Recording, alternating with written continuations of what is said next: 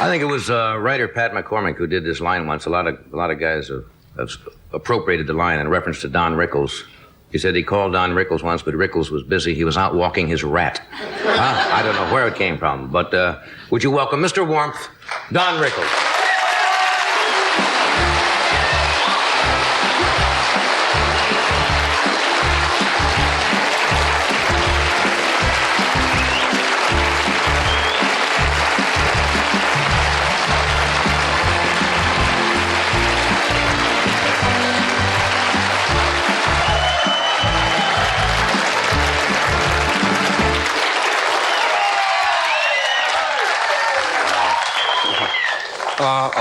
Ole.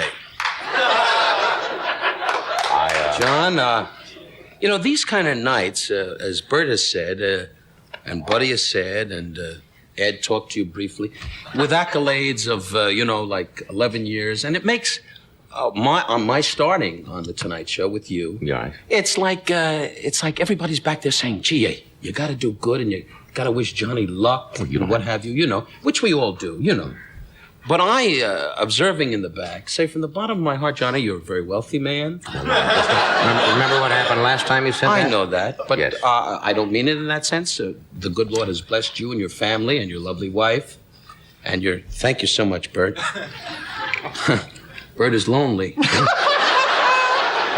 But, it's a very difficult thing when Burt Reynolds, who's a very glib guy, a Buddy Hackett, one of our great comedy minds, and Ed McMahon, who's at the end of the couch, annoying Buddy now saying, can't you use me in Vegas?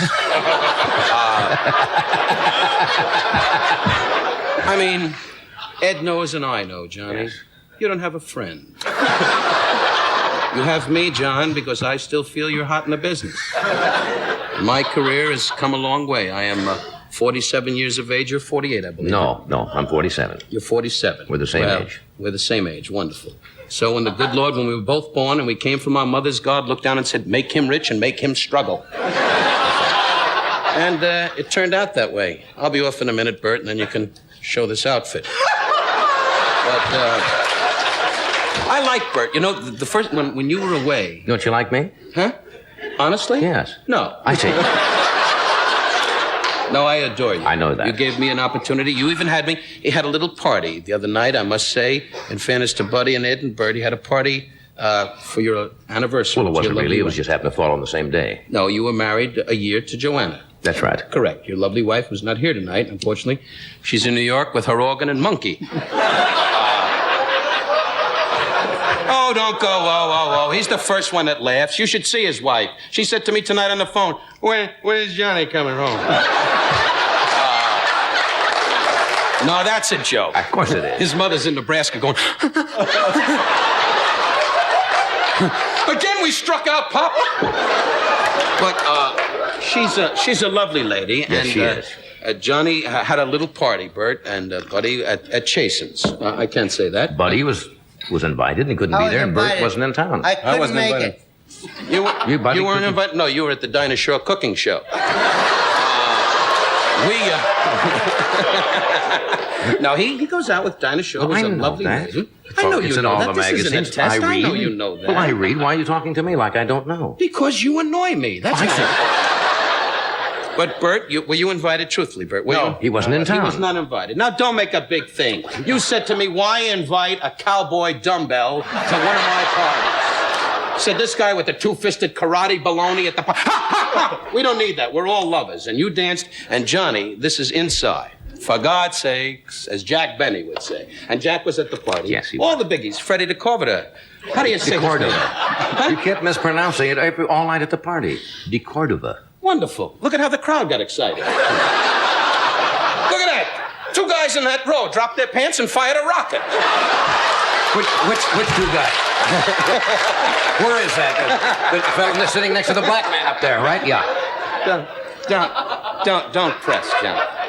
You don't have to press. This is your show, and it's 11 years, and we all came here. We're missing a football game. Probably the Detroit Lions are on the 50-yard line. And what's that quarterback's name, the kid on the Lions? Alvin. No. You don't know football. The Rams are doing great. What's that quarterback? You played football. Landry, right. Yeah. Landry going, hot, red on blue, hot, set, hot. And the wife saying, are we going to fool around? Shh, they're on the 50-yard line. And this is a big night for me, and I gave it all up to... Just to be here. Be here on your 11th anniversary, and Dean was great. He happened to be standing on the corner, and somebody said, psst, you got a minute? And he just wandered in here, and it's an exciting night. But, Johnny, really, I say it's our Jewish New Year. And as Buddy can say, as a fellow Jewish man, not that makes us better than anybody else. I mean, even though you did take Christmas from us. We, now I can see good Catholics and people all over the world writing in saying, why did he say that? Facts. But what I say is this, that this is our new year. I'll be off in a minute. Then you can show everybody your dad's home in Florida. His dad's a sheriff in Florida standing on the highway going, can you give me a lift? Anyway, so... What year is this? I know it's 5,000 and something. Well, who cares? What are you in, Explorer? No, but I just wondered what officially it is. Well, it's a dead buffalo on a monkey's ear. 57... 5734. Wonderful. Get your winning ticket and go home early. I mean, he says it. That's before our generation. I mean, that is our year, really. We take a ram's horn and we go... And Vikings come in and burn the synagogue. What were you doing 11 years ago? 11 years ago, yeah. I was in the lounge in the Sahara Hotel, yes. And I owe that to a guy called Stan Irwin and my manager, Joe Scandori, and I was in the lounge, and we used to do a show at 5 o'clock in the morning. And that's the first time I met you, and you sat at the far bar. Now, truth? Now, they think I'm kidding. We had met before in New York, before you got to the Sahara. That's right, when you had the daytime show, hit the clock, win a cookie. No. Hit the dime, hit the buzzer. What was that dumb show you had? Well, it was called Do You Trust Your Wife? You heard the crowd? Yeah, well... Everybody watched. Kept me going for 4 years. It sure did. And meanwhile, I was up in Connecticut at the Red Lobster watching a lobster come off the table going, don't do that, I'm Jewish. Anyway. Anyway, folks, segueing. 11 years ago, I was in the lounge, and I'll never forget when I met you.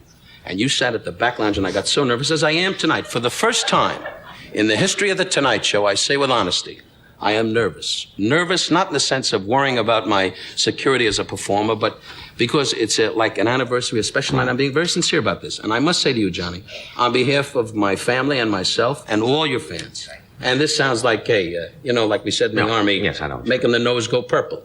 The guy went, don't go purple. But what I'm saying to you is, I thank you for making my family and yours truly get a little bit up the ladder, and I appreciate it. Well, you didn't have to say that.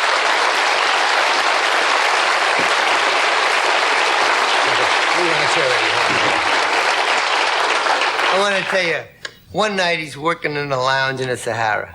And of course, he's hilarious. And everybody that was anybody in town that meant anything come to watch him. Guys would cut their show so they can get out in time to watch him. I mean, he was the biggest draw, and customers couldn't get in. Everybody wanted to see Rickles. And one night he gets a guy at the bar, and he's saying to him, come here, Nazi, bite the stick. Kiss the ring, Nazi! Come here, Nazi! Hey, Nazi! Nazi! I'll show you this, Nazi! Stand up! And the guy stands up. Rickles on the stage. The stage is 7 feet tall.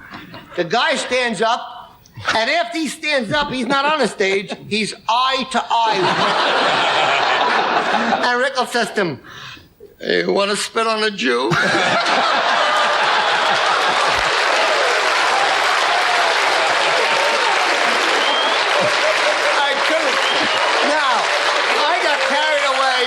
I was wearing a wristwatch that I saved up to buy. It was a beautiful wristwatch. I wanted that wristwatch. And I took off the wristwatch, and I dove as the curtain was coming down. You know, pretty fat guy take a run and a dive under the curtain, and I give it to him. Really? He thought it was a piece of garbage. He gave it to the valet.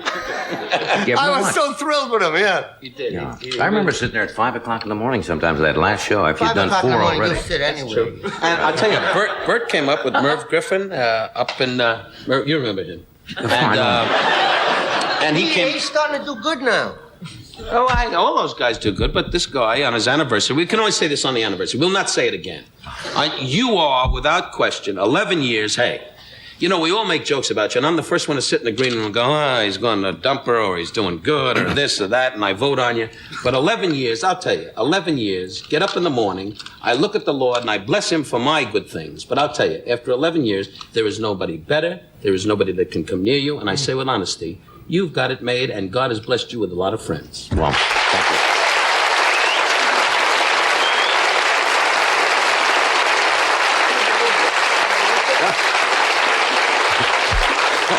Haggard just leaned over and says, he believed that. You believe that? Well, Buddy knows I kid around. Yeah? We will take a short break here, and we'll come right back. Wonderful. Yeah, that means, you're on. Hey, could we give Freddie a little hand? It's your producer, but... Well, do it, of course. As a matter of fact, everybody on this show, this is a very complicated show to do. And Petey people was only Sally. see who's out here, but then Bobby Quinn and Peter and all the coordinators and the writers and everything, and Freddie DeCordova. You got to stay. It's a complicated show to put together. And Shirley. Little Not Shirley. but all of them. And then, what I think I know what this is for. I have been announcing for the past 4 or 5 days that Sammy Davis would be on the show tonight, and I don't want you to think that we were saying that just so people would say, hey. Yeah. And then he doesn't show up. But Sammy apparently is ill. He's been working very hard in the NBC Follies, and they sent him home today from rehearsal out here. And this is what he sent tonight. Isn't that nice? Not his wreath. This is yours. Isn't that nice? Happy anniversary. Love and peace, Sam. I hope he's well, because we're going to... Should have gotten that during the monologue. This one I needed that. Rest in peace. But No, John, that's very can nice. I say something? If I ever get sick, I'll send you a snake plant. Wouldn't you What, say... a snake plant? Yeah, right, okay. And like a dumbbell, he leaned over. Yes, I answer anything. You know, the whole secret over 11 years, when you die with monologues, when you say die in our business, doesn't he always come off funny? It's like with Burt's sense of humor. He comes off and he does, when he hosts the show and he does a monologue, goes, And that's what makes people laugh, because sometimes you get screams and sometimes you get what we call real hysterical laughter. I lay on the bed many nights and I say to the wife, we had plans tonight, but Johnny's rolling with a bad monologue. But your monologues have really become part of it. We'll be finished in a minute, Freddie. Freddie is the dumbbell that says, United Wait, Airlines. I want to bring out this young lady. Do because whatever you want. Thank you. Sure. She was on our sketch earlier. She's our resident matinee lady. she's a doll. And she's going to be seen in the new NBC series, The Girl Was Something Extra, which is probably one of the great understatements of the century. Would you welcome Carol Wayne?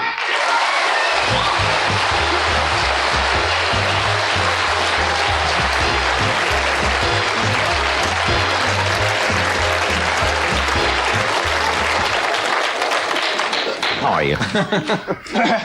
I think every year you've been with us on our anniversary, right? You were here last year when the Governor Reagan was here and everybody. I was indeed. Yeah. Where was I 11 years ago? Yeah, where were you 11 years ago? In What were you doing? high school. You were in high school.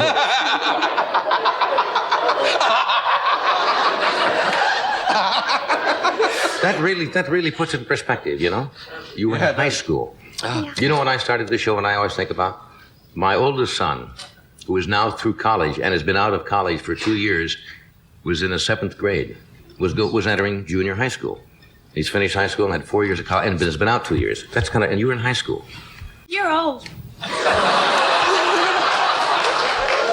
Well, it's all relative. Yeah. You know. You're going to be 47 someday. Oh, I hope so. You are now, as a matter of fact. But you will. Does that bother you to think that someday you'll grow old? No, but I'm wondering what I'll do. I don't think I'll get character parts, do you? No, but you still look like you're a teenager, 1920, something in there. I know you're a little older than that. Yeah. Because if you were in high school 11 years ago, you have to be a little older than that. Yeah. Right? What a detective. That's right. That would have been great. I hadn't had on shelf. Ant's running out of questions and answers. I only have 2 questions left after 11 years on this show, and I want to save them for the last 2 years. You're a millionaire. What do you worry about? Has this show been a help to you at all? That was a good one. Thank you. That's one of my head news. Yes. Has this helped your career? Oh, yes, I'm famous. As the matinee lady. Yeah? Yeah. People recognize you when they... Oh, ask me for autographs and everything. Do they really? Yeah. That's good. You have something to, in a roundabout way. You ever meet Burt before? No, but I'm good friends with your ex-wife.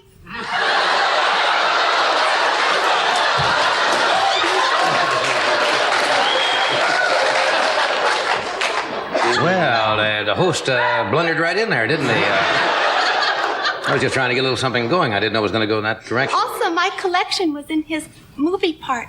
Your collection was in his movie part. Yeah. In the part of his movie. Oh, you know what she's talking about? No, I'd like to, though. She and her husband have Indian artifacts. Yes. Really? And they were the credits for The Man Who Loved Kansas.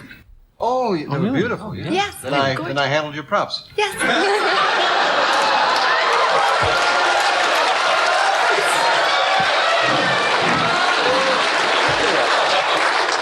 You know, I'd give $1 million for just a straight man. One somewhere. There's not a... What? I missed. I see. What Please do God, I not- didn't know that was there. I just found it. I certainly hope so.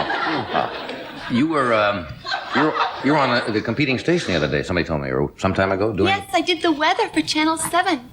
You were the weather girl. I had two fronts. I had a cold Oh, right. front.